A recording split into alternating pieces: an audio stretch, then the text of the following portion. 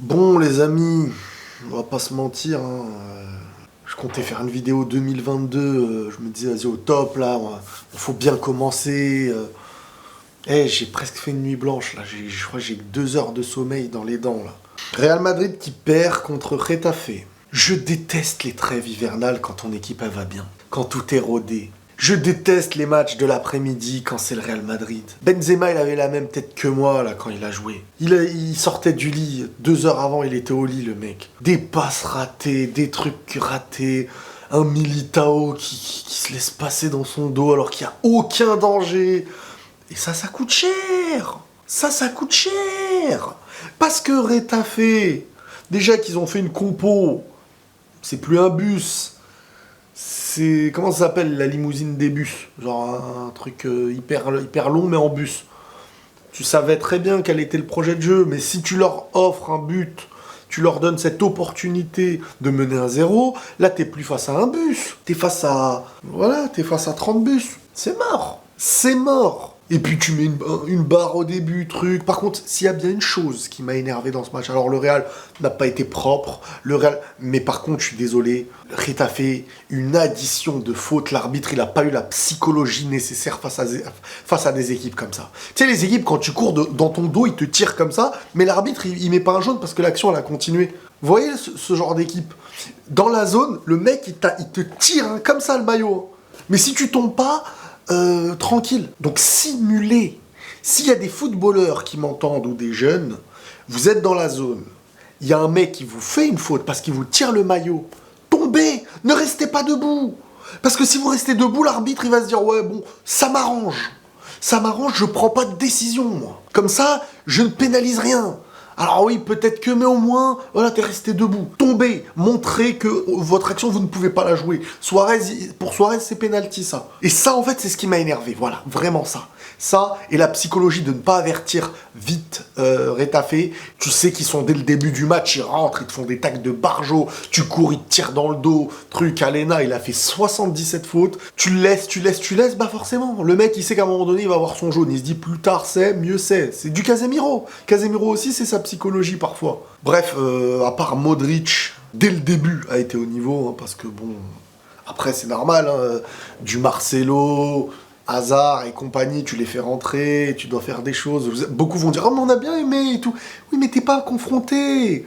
T'es pas en confrontation, là, ça y est, t'es face à un mur. Tant que tu marques pas, ça les arrange, l'équipe d'en face. Donc oui, Marcelo va tenter des centres. Donc oui, Hazard va avoir des fois, des moments où ils auront la balle. Le Real aura la balle jusqu'à la fin du match. Donc forcément, il n'y a pas forcément t'as pas à te dire... Enfin, il n'y a pas à juger les performances, en fait, dans un match comme ça. C'est ça que je veux dire.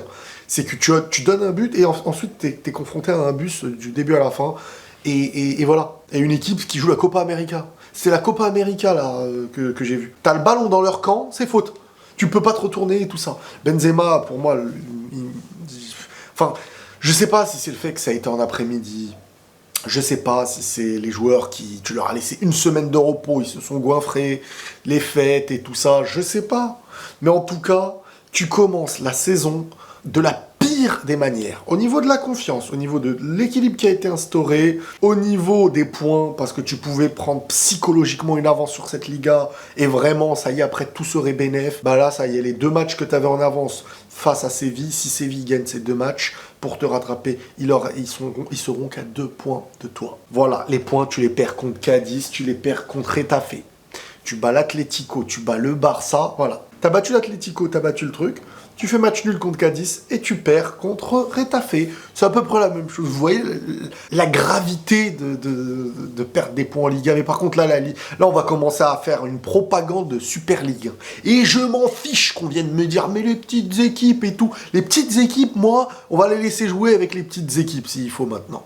Parce que si c'est pour moi, moi j'ai pas dormi presque. Je regarde un match comme ça. Mais je peux pas rester réveillé pour un match comme ça. Moi, je comprends, Getafe. Je peux comprendre. Vas-y, je fais moins le rageux et j'analyse. Je peux les comprendre. Le Real leur a donné l'opportunité de marquer. Ils ont marqué. Et derrière, bah, ils défendent pour prendre les 3 points. Prendre les 3 points contre le Real, c'était inattendu pour eux. C'est la fête. Bravo. Le Barça, ils ont connu cette petite période à un moment donné. quand à l'époque de Pep et tout. C'est quand t'es une équipe qui commence à avoir... Alors, je compare pas ce Real Madrid à l'équipe de Pep de l'époque, bien entendu.